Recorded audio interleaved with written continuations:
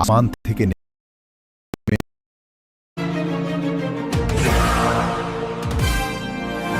নেমে আসবে এমন এক ভয়ঙ্কর এবং কান ফাটানো আওয়াজ, যা পুরো মহাবিশ্বকে স্তব্ধ করে দেবে।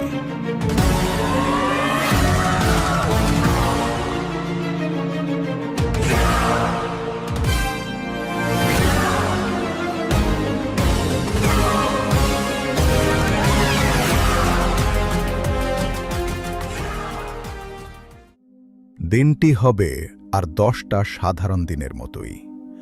বাজারে ক্রেতা বিক্রেতারা দরদাম করবে।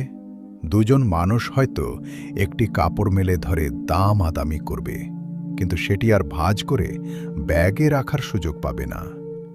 এক ব্যক্তি হয়তো তার উটের জন্য চৌবাচ্চায় পানি ভরবে, কিন্তু সেই পানি পান করানোর সময় সে আর পাবে না। আরেকজন হয়তো এক লোকমা খাবার নিজের মুখের দিকে তুলে ধরবে, কিন্তু সেই খাবার আর তার পেটে পৌঁছাবে না।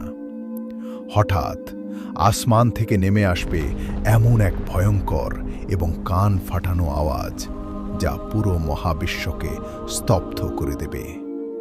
এই আওয়াজ কোনো বোমার নয়, কোনো প্রাকৃতিক দুর্যোগেরও নয়। এটি হলো আল্লাহর নির্দেশে মহাপ্রলয়ের প্রথম সংকেত, হযরত ইসরাফিল আলাইহিসসালামের শিঙার ফুঁক। যে আওয়াজের প্রথম ধাক্কায় মানুষের হৃৎপিণ্ড ভয়ে কেঁপে উঠবে। গর্ভবতী মায়েরা আতঙ্কে তাদের গর্ভের সন্তান খালাস করে ফেলবে। মায়েরা ভুলে যাবে তাদের বুকের শিশুদের কথা। মানুষ মাতালের মতো এদিক ওদিক ছুটতে থাকবে, অথচ তারা নেশাগ্রস্ত থাকবে না। আজ আমরা জানব সেই ভয়ঙ্কর দিনের আদ্যোপান্ত। কি ঘটবে শিঙায় ফোঁক দেওয়ার প্রথম সেকেন্ডে? কিভাবে ধ্বংস হবে